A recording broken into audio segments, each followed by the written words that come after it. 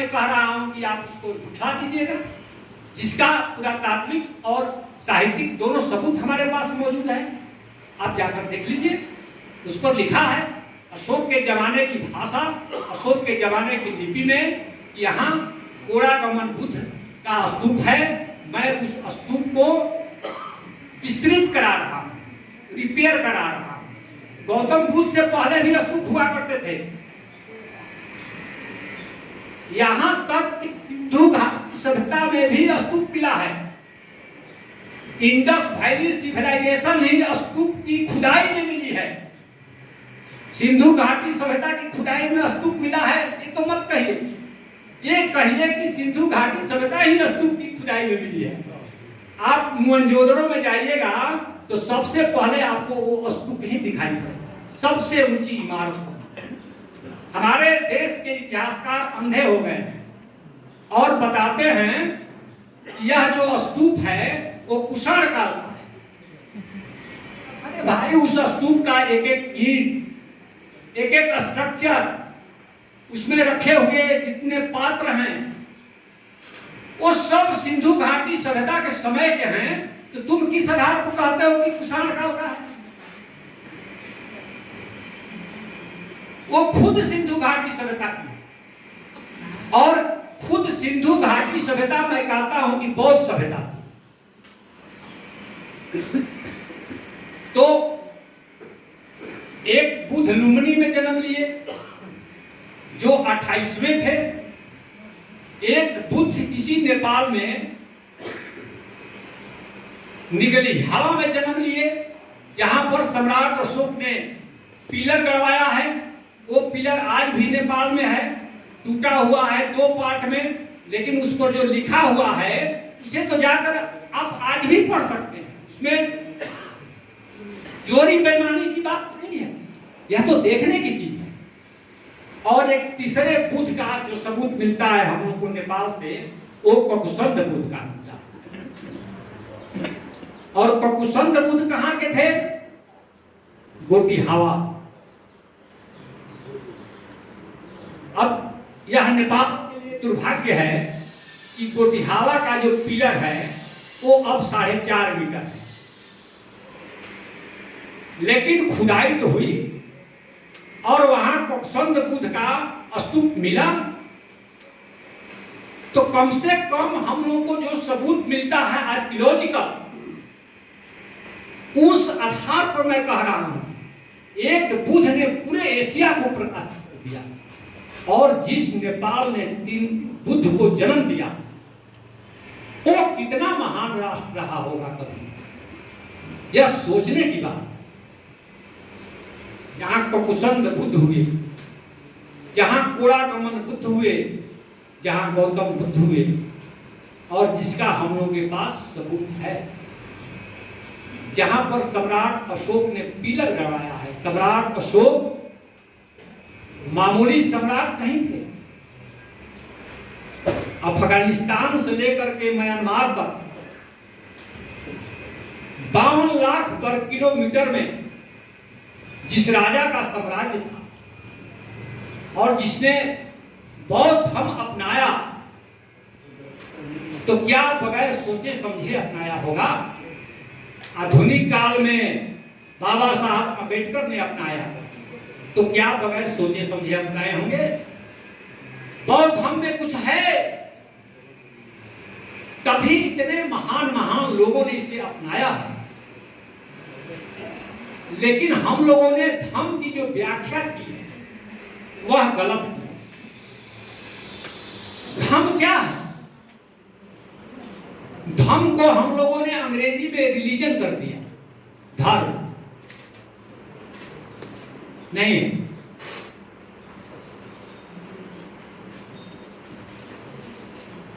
भगवान बुद्ध का जो धर्म है वह धर्म नहीं है, रिलीजन नहीं है। आप पूछ सकते हैं कि प्रोफेसर साहब यह बात अब क्यों करते हैं, आपके पास क्या सबूत है, या कि हम लोगों को बेवकूफ बनाते हैं? नहीं, आज से 2200 साल पहले सम्राट अशोक ने धम्म का अनुवाद कराया है, ग्रीक भाषा में कराया। अब उनको तो मानिएगा ना, क्योंकि वो बुद्ध के बहुत नजदीक थे, तो बहुत सारे दुभाषीय थे सम्राट अशोक के दरबार में, और यूनानी भाषा के भी दुभाषीय थे, और उन्होंने जो धम्म का अनुवाद कराया है यूनानी भाषा में, वो कंधार से हम लोग को मिलता है। उसको कंधार बाइलिंगुअल इंस्क्रिप्शन कहा जाता है। तो उसमें सम्राट अशोक ने जो धम्म का अनुवाद करवाया है ग्रीक भाषा में, वो कराया है यूसेबिया। यूसेबिया और यूसेबिया का अर्थ ग्रीक भाषा में रिलीजन या धर्म होता ही नहीं, क्योंकि ग्रीक भाषा में धर्म को, रिलीजन को थ्रिसिकिया कहा जाता है। थ्रिसिकिया। अगर बुद्ध का धर्म रहता तो सम्राट अशोक यूनानी भाषा में धम्म का अनुवाद थ्रिसिकिया कराते, लेकिन थ्रिसिकिया नहीं कराया, यूसेबिया कराया। और यूसेबिया का मतलब करुणा। इसीलिए मैं कहता हूं कि बुद्ध के धम्म का जो केंद्रीय कैरेक्टर है वह करुणा, दया।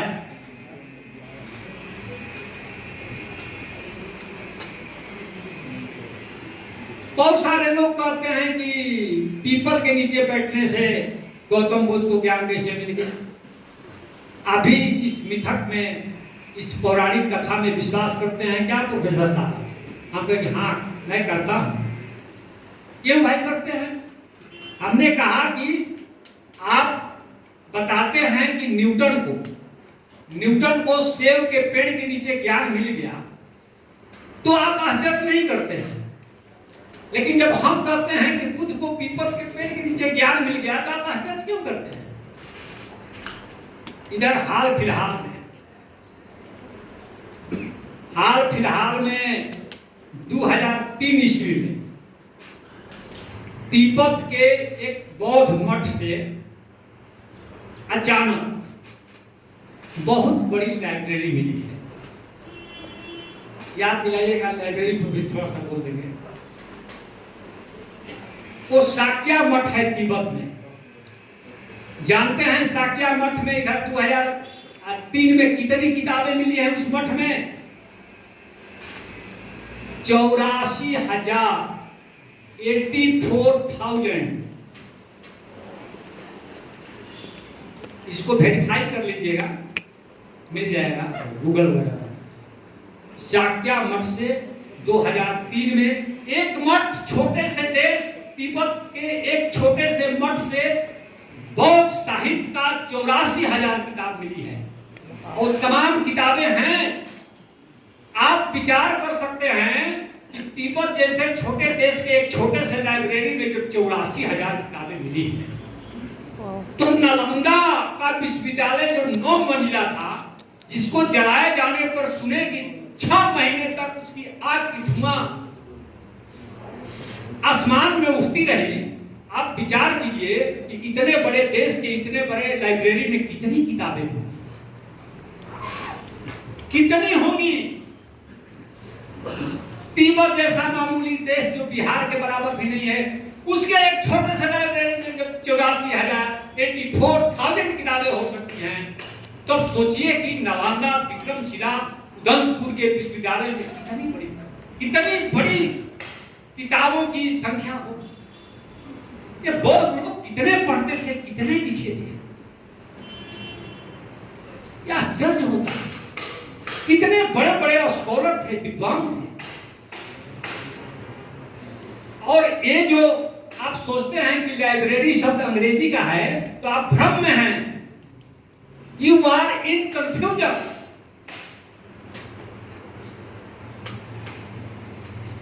तो लाइब्रेरी शब्द किसका है? मैं कहता हूं कि सम्राट अशोक का है। तो आप कहिएगा क्या प्रोफेसर साहब का उल्टा पढ़ा रहे हैं हम लोगों को? उल्टा नहीं बता रहा, इसको वैज्ञानिक तरीके से बता देता हूं, एक लाइन में आपको समझ में आ जाएगी। सम्राट अशोक ने लिपि, जिसको अंग्रेजी में स्क्रिप्ट कहते हैं, लिपि को क्या कहा?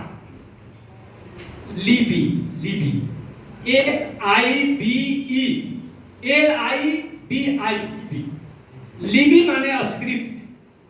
और जब स्क्रिप्ट तैयार होगी तभी किताब लिखी जाए, बगैर लिपि के किताब तो लिखी नहीं जाएगी।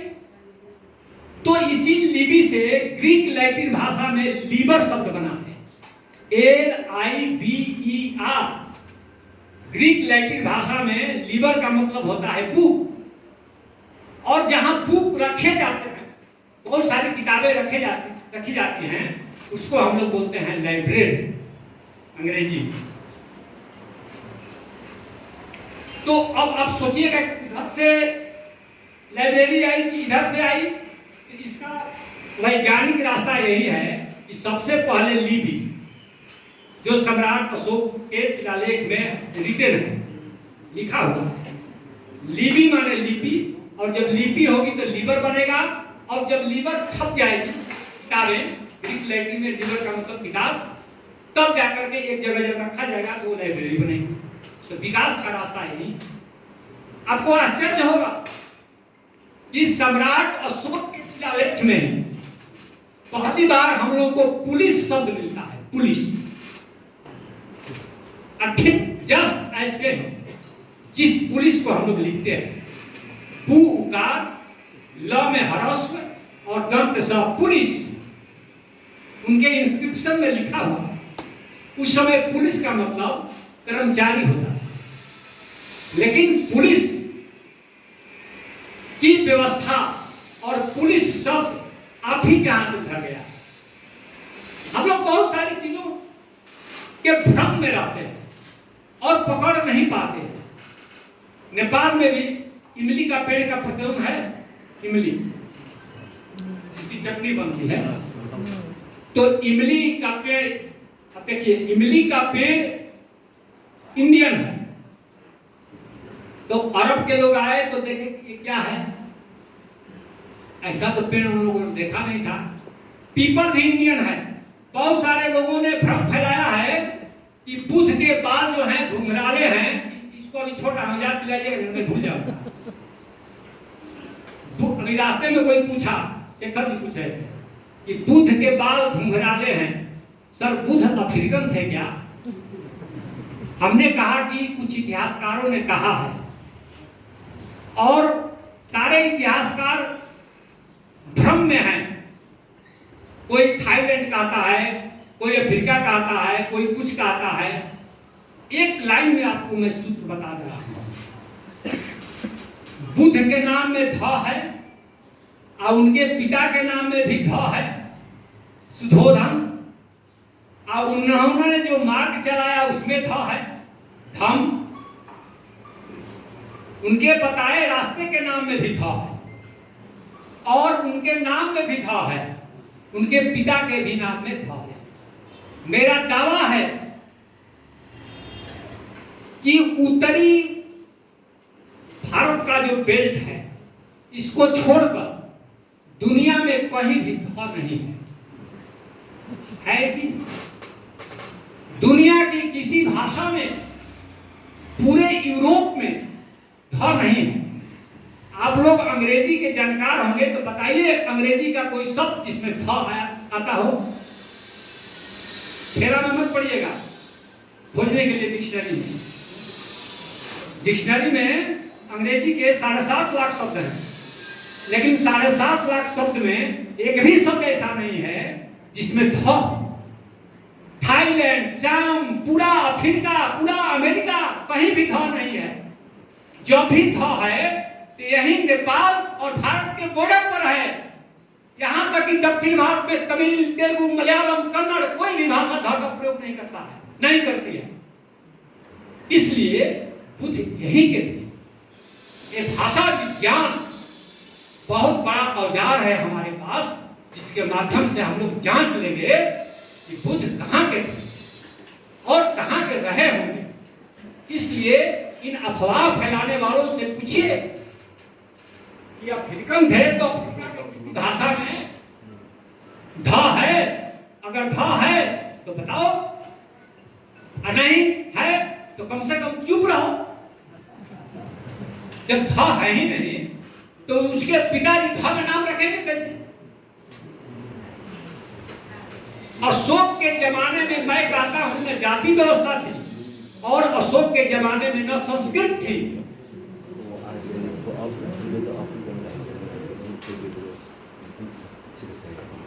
रिकॉर्डिंग चल रहा है ना। अशोक के जमाने में संस्कृत नहीं थी। चाणक्य नाम का कोई व्यक्ति नहीं था।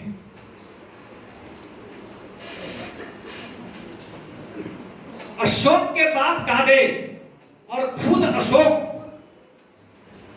उस समय जो ऑफिशियल लैंग्वेज थी इंडिया की वो प्राकृत भाषा थी। खुद अशोक के माता पिता भी प्राकृत भाषा ही बोलते थे।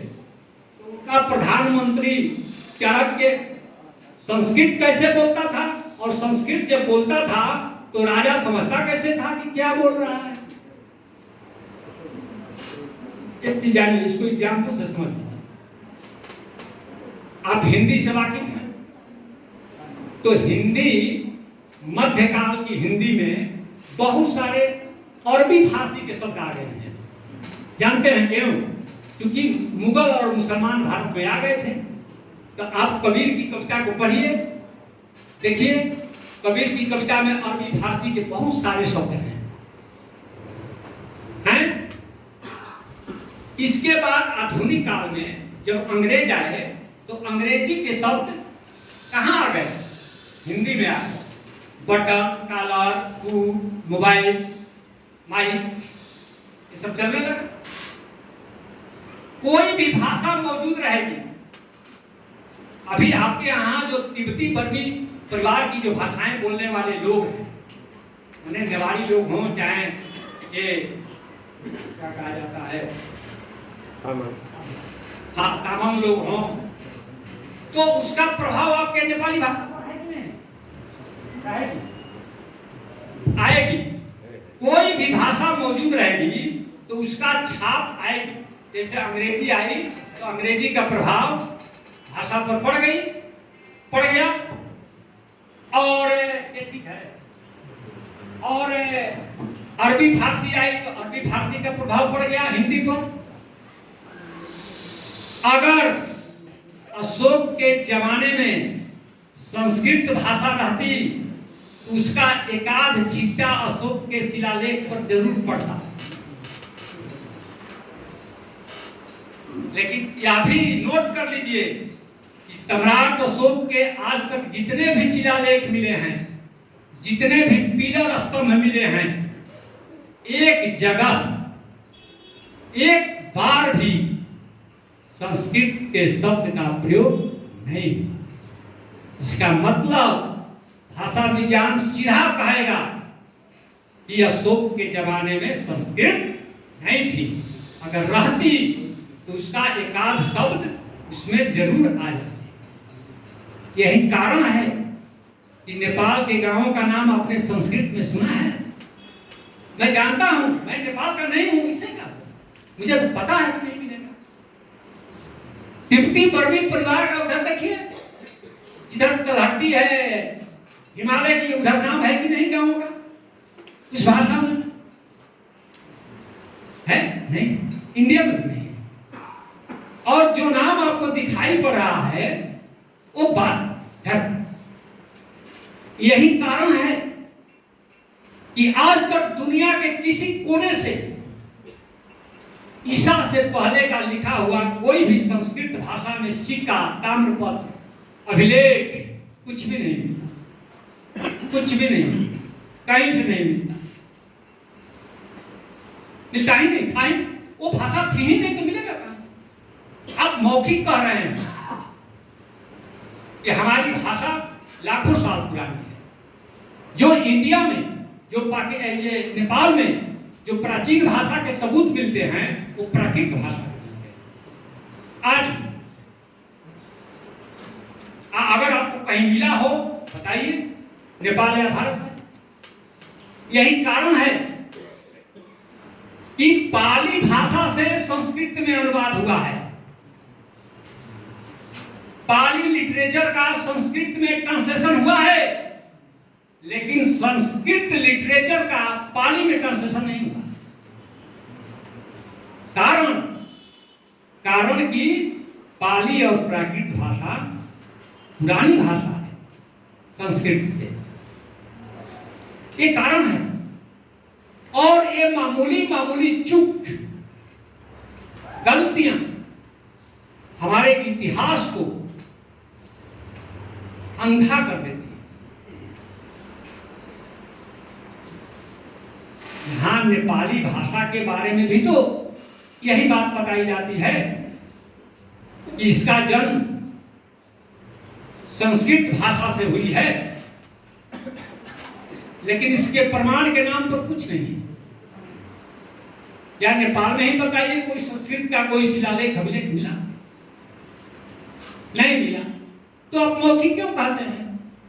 तो मैं मौखिक कह रहा हूं कि मेरी उम्र 1000 साल की है। मैं 1000 साल पहले जन्म लिया था। आप कहेंगे क्यों मानेंगे? तो जब नहीं मानिएगा, हमको तो बायोलॉजी में बताएगी, हमारी हड्डियों की मोटाई देख करके, दांत की मोटाई देख करके कि प्रोफेसर राजेंद्र प्रसाद सिंह की उम्र क्या है। हम लोगों के पास साइंस है, उस साइंस का हम लोग प्रयोग करते हैं। आप इधर किताब लिख कर करके एक कह दीजिएगा कि हमारी ये लिखी हुई किताब 1 लाख वर्ष पुरानी है, तो हम लोग नहीं मानेंगे। हम लोग उसको पकड़ लेंगे कि आपकी लिखी हुई किताब कितनी प्राचीन है, इतनी एंशिएंट है कि हम लोग को पता चल जाएगा। औजार है सब, जैसे हड्डी को हम लोग जांचते हैं कि हड्डी कितनी पुरानी है, तो उसको हम लोग इतिहास में कार्बन डेटिंग कहते हैं। कार्बन डेटिंग से हम लोग को पता चलता है कि कौन सी हड्डी कितनी पुरानी है। हड्डी में 2 प्रकार की कार्बन है, कार्बन 12 और कार्बन 14। तो 14 कार्बन जो होती है उसका रेडिएशन होता है, और जितनी पुरानी हड्डी होगी मनुष्य की, उसमें कार्बन 14 उतना ही कम होती है। उसी से हम लोग जान जाते हैं कि हड्डी अशोक के समय की है, ये हड्डी सिंधु घाटी सभ्यता के समय की है, ये हड्डी बुद्ध के समय की है। उसी प्रकार भाषा में 1000 साल में सैकड़े 19 शब्द मर जाते हैं। 100 शब्द में 19 शब्द की मृत्यु हो जाती है, और उस मृत्यु के दर से हम लोग पता करते हैं कि यह किताब कितनी प्राचीन हो सकती है। तुलसीदास के रामचरितमानस की जांच करनी है कि तुलसीदास कब हुए और उन्होंने मानस कब लिखा, रामचरितमानस, तो पता चल जाए। कैसे भाई?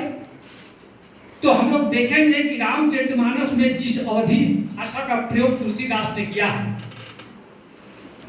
उसके कितने शब्द आज फैजाबाद अवध के बेल्ट में नहीं बोले जा रहे हैं। अगर सैकड़े 19 शब्द नहीं बोले जा रहे हैं, तब हम लोग मानेंगे कि तुलसीदास ने रामचरितमानस 1000 साल पहले लिखी थी। अब 19 का आधा कर दीजिए तो 9 दूनी का 18, 9.5। अगर 9.5% शब्द आज की अवधि बेल्ट में नहीं बोली जाती है, तो माना जाएगा कि तुलसीदास ने अपना रामचरितमानस 500 साल पहले लिखा। उसका आधा करते जाइए, हम लोगों को उम्र पता चल जाए किसी किताब का। यहां तो एक भविष्य पुराण है, 18 पुराण होते हैं। उसमें से एक बहुत प्रमुख पुराण का नाम है भविष्य पुराण। अब भविष्य पुराण में महारानी विक्टोरिया का इतिहास लिखा हुआ है।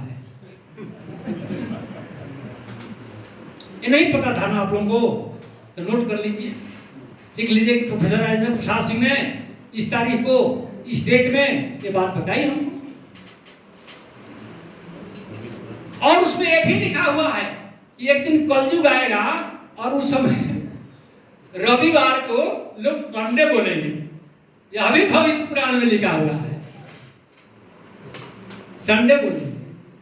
तो भी ये लोग कहते हैं कि पुराण जो है हजारों लाखों साल पुराना है, जबकि इसी दंपत का हम लोगों का आर्कियोलॉजिकल सबूत मिलता है खोतान देश से, खरोष्ठी में लिखा हुआ, ट्रांसलेट किया हुआ, माने ईसा से 200 साल बाद का वो है प्रमाण। तो इससे तो साबित होता है, खुद सम्राट अशोक के अभिलेख में बुद्धिज्म के 7 किताबों की चर्चा है। अगर आर्कियोलॉजी को आप आधार बनाते हैं तो हमको कहना पड़ेगा कि बौद्ध लिटरेचर भारत और नेपाल की सबसे प्राचीन साहित्य है। ये लाइन नोट करने योग्य है कि आर्कियोलॉजिकल पुरातात्विक सबूतों के आधार पर अभी तक जो भी पता चल सका है उससे यही पता चलता है कि बौद्ध साहित्य भारत का सबसे प्राचीन साहित्य है, जिसकी चर्चा सम्राट अशोक ने भावरू शिलालेख में किया है।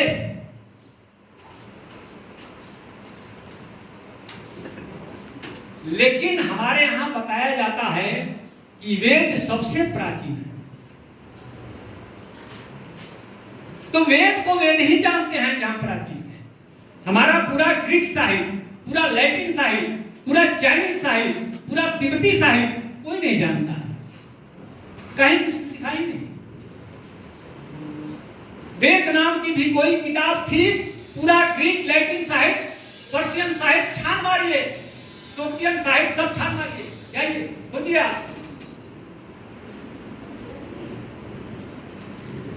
दुनिया की कोई लिटरेचर नहीं जानता, अपन वस्तु आपन करती और अनेक भांति होगा, अपने मुंह से अपनी बड़ाई प्रशंसा आप करते हैं। तो भाई जब किसी दुनिया के कोई भी कंटेम्पोररी लिटरेचर में उसको कोई जानता नहीं, लेकिन बौद्ध लिटरेचर की चर्चा उस समय के कंटेम्पोररी तमाम लिटरेचर में मौजूद है। इसमें बहुत सारे शोध आलेख आते हैं।